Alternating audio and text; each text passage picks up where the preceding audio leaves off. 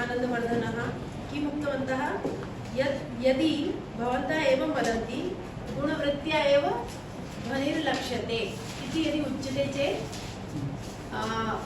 केषाम् अत्र वैयर्थ्यप्रसङ्गः स्यात् इति चेत् उक्तम् अलङ्काराणां लक्षणस्य यः प्रसङ्गः अस्ति तस्य वैयर्थ्यं स्यात्। यावत् यदि भवद्भिरेवम् उच्यते यदि लक्षणायाः लक्षणेनैव तत्र ध्वनेः अपि लक्षणं भवति इति यदि भवन्तः अङ्गीकुर्वन्ति चेत् किं भवति चेत् अलङ्काराणां लक्षणवैयर्थ्यप्रसङ्गः स्यात्। यतोहि अभिधाव्यापारस्य प्रागेव वर्णनं कृतमस्ति, पुनश्च अभिधाव्यापारं तु सर्वेपि अङ्गीकुर्वन्ति, तत्र तु विवादः नास्ति एव। यतोहि सर्वैरपि तत्र मुख्यवृत्तिः अङ्गीकरणीया एव, अन्यथा सङ्केतग्रहणमेव न भवेत्। सङ्केतग्रहणस्य प्रक्रियां यदि वयं न जानीमश्चेत् किं भवेत्, अग्रे लक्षणायाः मार्गोऽपि अवरुद्धः स्यात्। अतः अभिधावृत्त्या एव अलङ्काराणामपि ज्ञानं भवति, यतोहि शब्दालङ्काराः भवन्ति अथवा अर्थालङ्काराः भवन्ति। शब्दार्थयोः विषये अभिधावृत्त्या एव सर्वापि चर्चा सम्भवति।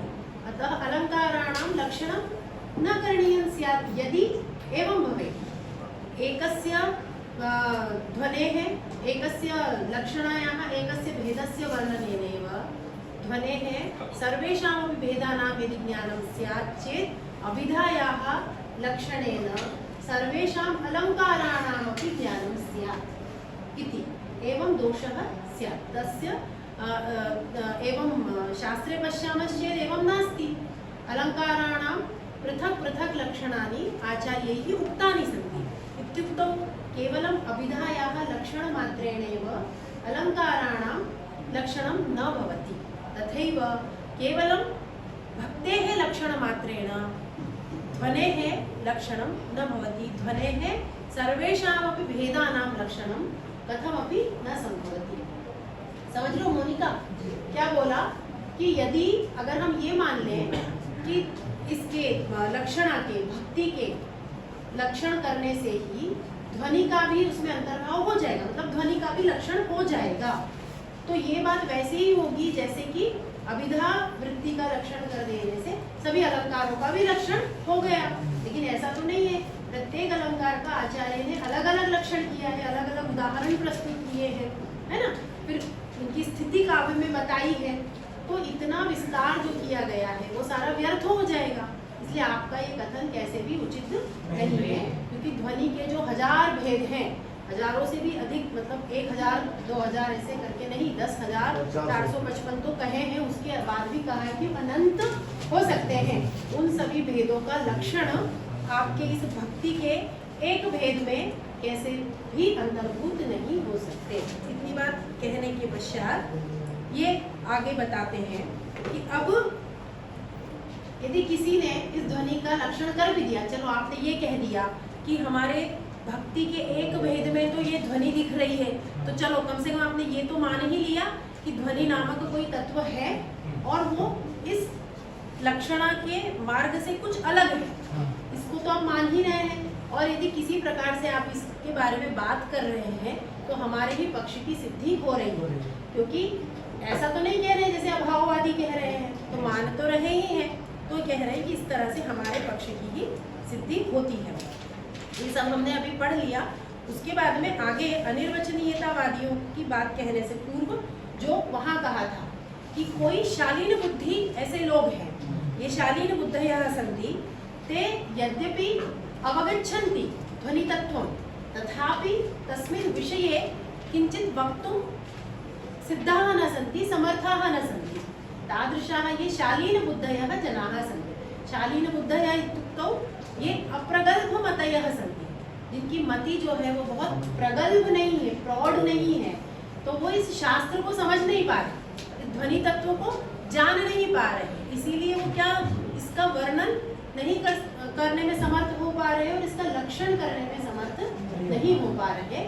ऐसा उन्होंने पहले जब भूमिका निर्माण की पहली कारिका का जब व्याख्यान किया तभी उसी संदर्भ में वृत्ति में ये बात कह दी। और उसके पश्चात वो कहते हैं कि इसीलिए सरदय के हृदय को जो रंजित करने वाला ऐसा ध्वनि तत्व है, उनको हम उनके हृदय की, उनके मन की प्रसन्नता के लिए हम कहेंगे, ऐसा उन्होंने कहा। ठीक है, पहले हम यहाँ जो उनका थोड़ा सा खंडन किया है, खंडन भी नहीं, उनका मत का जो निरस्तीकरण हुआ है, उन पंक्तियों को देखते हैं, फिर उधर भूमिका पक्ष में फिर से जाएंगे। तो क्या कहा,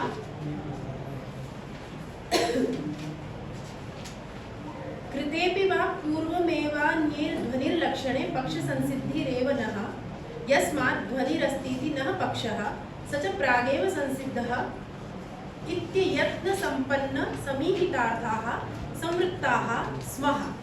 येऽपि सहृदय हृदय संवेद्यमनाख्येयमेव ध्वनेरात्मानम् आम्नासिषुस्तेऽपि न परीक्षवादिनः यत उक्तया नीत्या वक्ष्यमाणया च ध्वनेः सामान्य विशेष लक्षणे प्रतिपादितेऽपि यद्यनाख्येयत्वं तत् सर्वेषामेव वस्तूनां तत् प्रसक्तम्।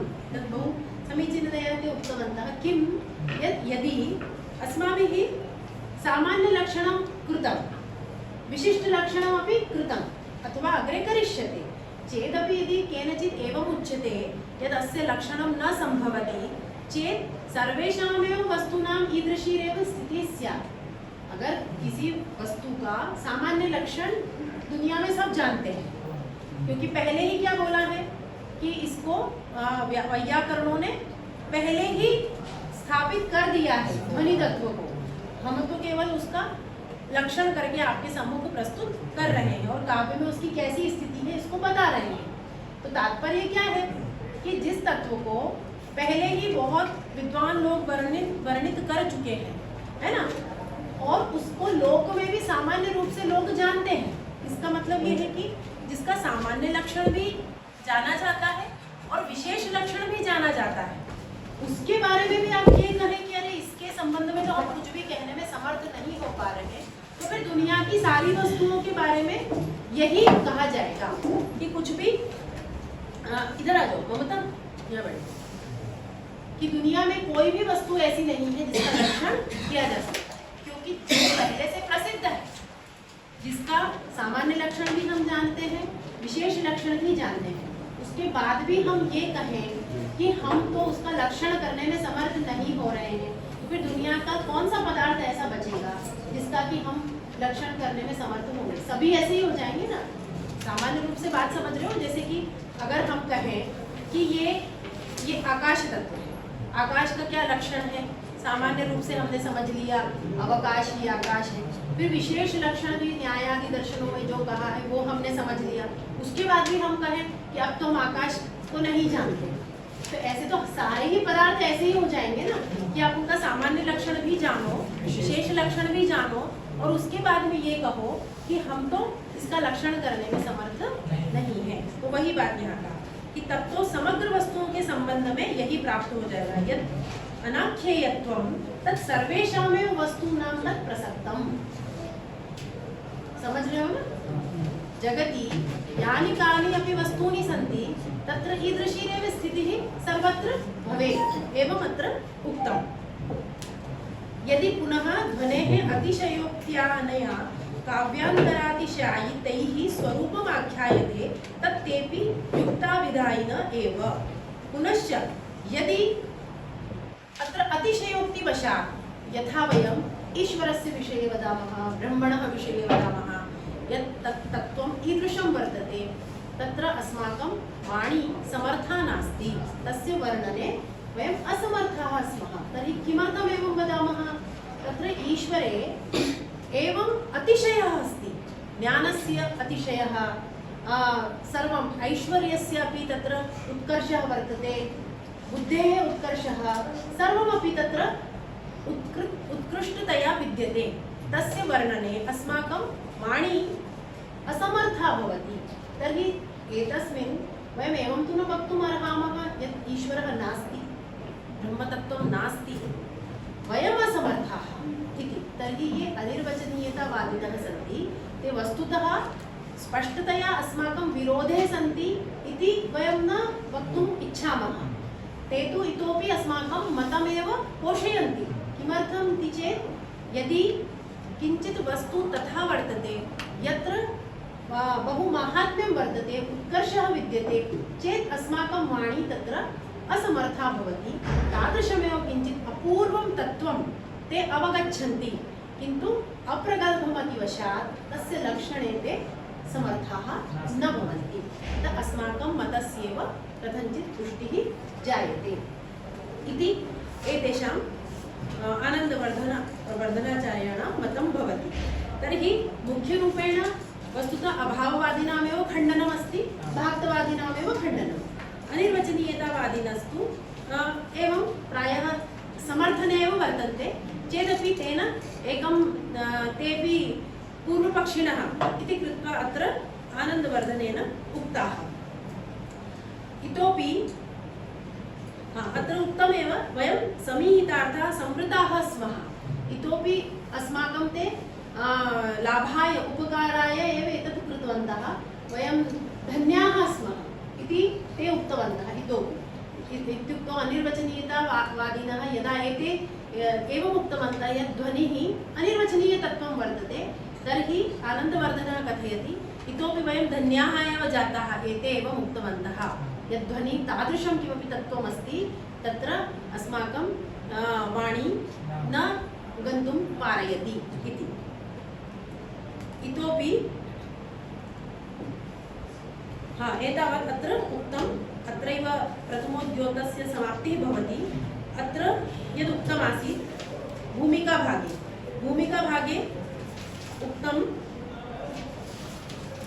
किं सहृदयानां हृदये प्रसन्नता स्यात्, अतः अस्माभिः किमुच्यते, अस्य ध्वनेः स्वरूपम् उच्यते।